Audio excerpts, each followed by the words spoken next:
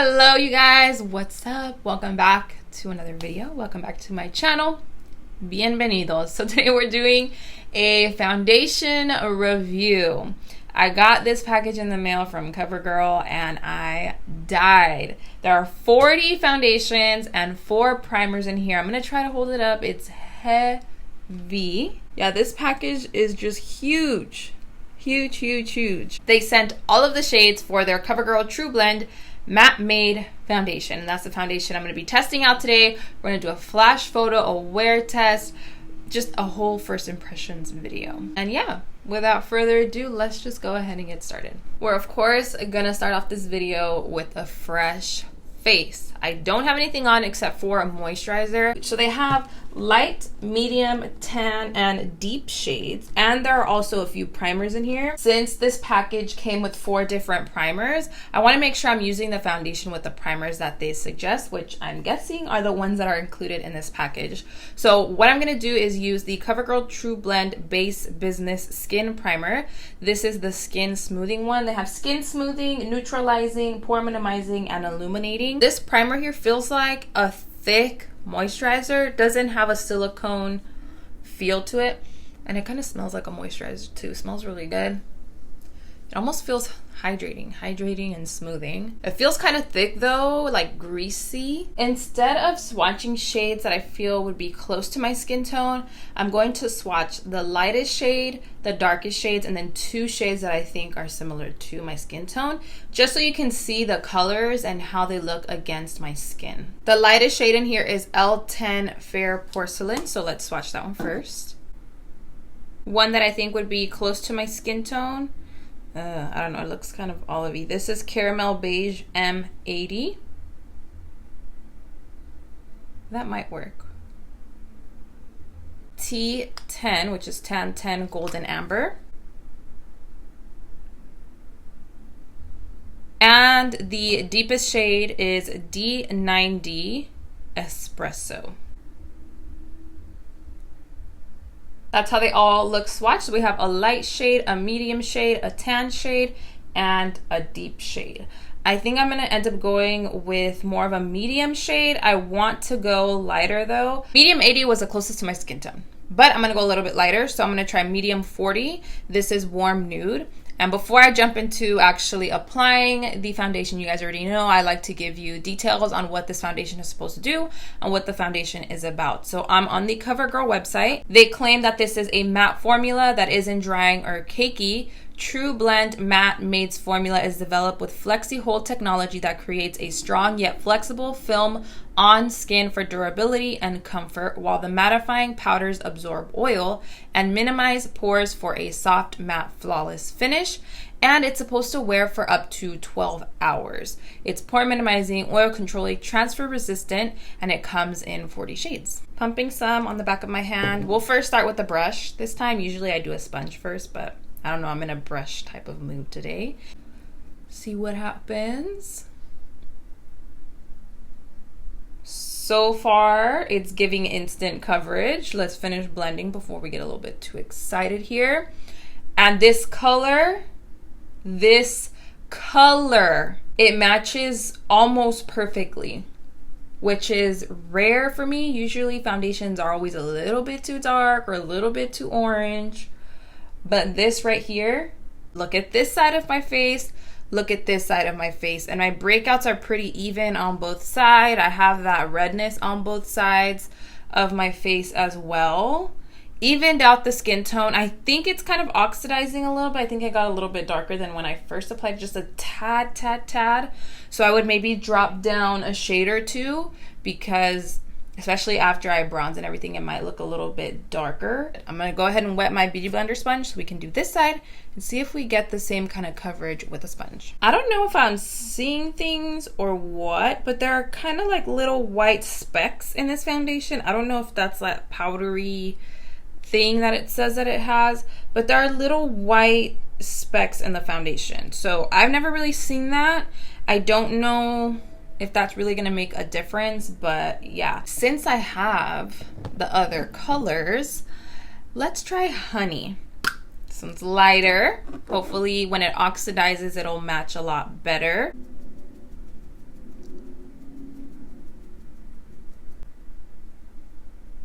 I'm getting way less coverage with a sponge. I'm just gonna apply it directly on my face. Maybe that'll help. These foundations are kind of like oxidizing a little bit weird on me. I don't know. I don't want to try all the shades because then all the shades are gonna be used and it's not like realistic for me to keep all of these foundations. But dang, these are oxidizing pretty dark on me. Dark, and they're a little bit pink, I feel. Or maybe I'm just like, I don't know. The coverage of this is so nice that I'm willing to figure out some sort of concoction mixture, something to get it right, because I'm really, really liking everything about the foundation besides how much they oxidize. I wouldn't apply this with a sponge if you have acne scars or breakouts or pigmentation. I would stick to the brush to get the maximum coverage out of the foundation. I got a little more up close. Hopefully you can see details a lot better.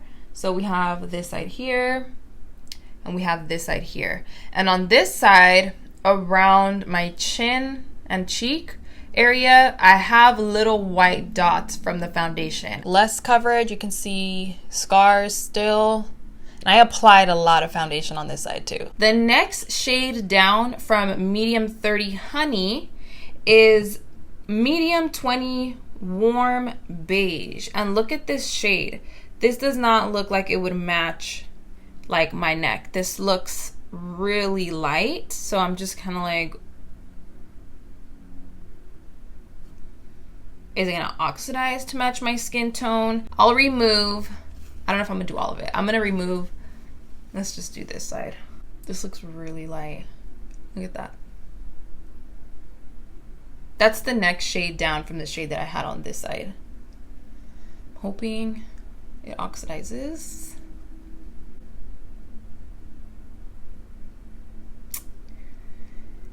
I don't think this is gonna oxidize to my skin tone. I just about tried almost all of the medium shades. I have 3 shades left that I don't think I've tried.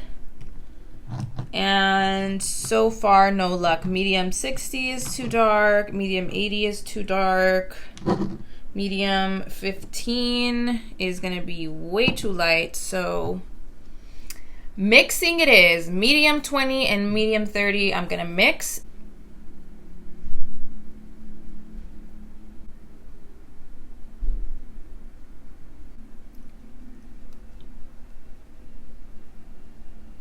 Okay, I'm back. This is what my face looks like after finishing everything up. And I'm not gonna lie, I'm very honest in my reviews. You guys know that.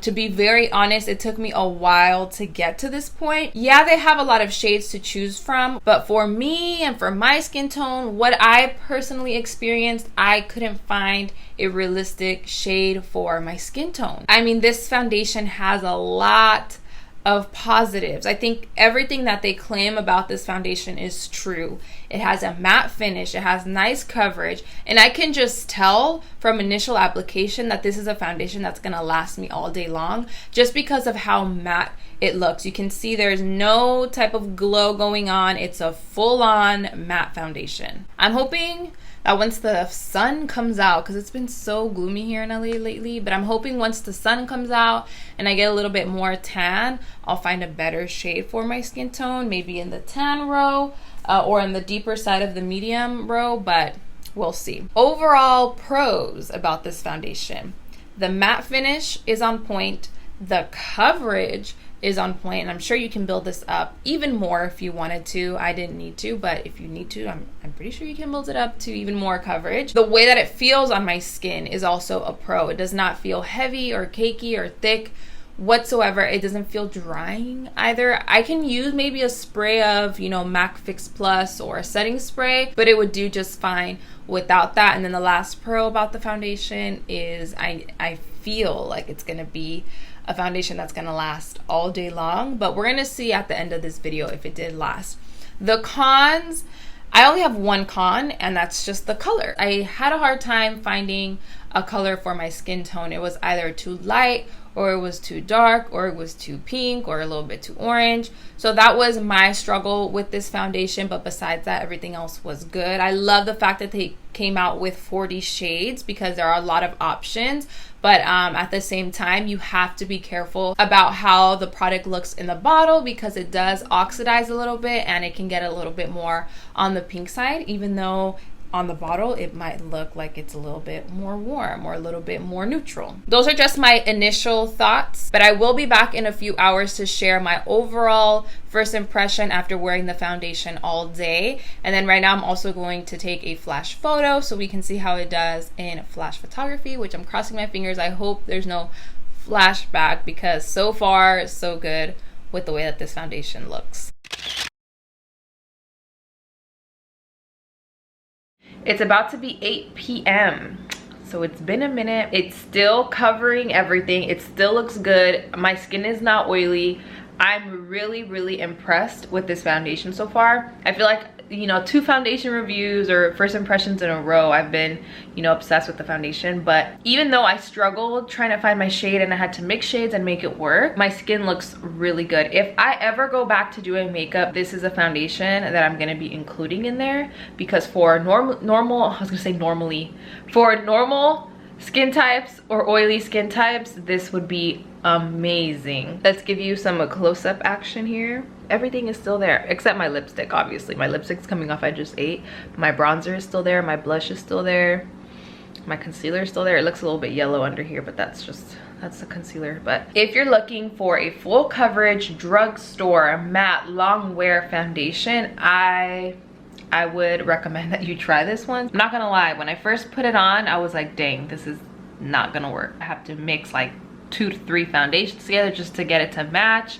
But once I did, I mean, I think the way that the foundation looks right now really did make up for it. And another thing about this foundation, I think they mentioned that it's transfer resistant, but I think this is the first foundation that I wear that really does feel like it's transfer resistant. I'm touching my face and it feels like I'm touching my skin. It doesn't feel like I'm touching foundation. And mind you, I didn't set my entire face with powder. I only set my under eyes.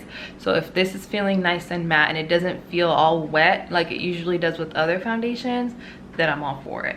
And those were my thoughts on the Covergirl True Blend Matte Made Foundation. I hope you enjoyed this video and I hope you found it helpful. If you did, make sure to give this video a thumbs up, of course.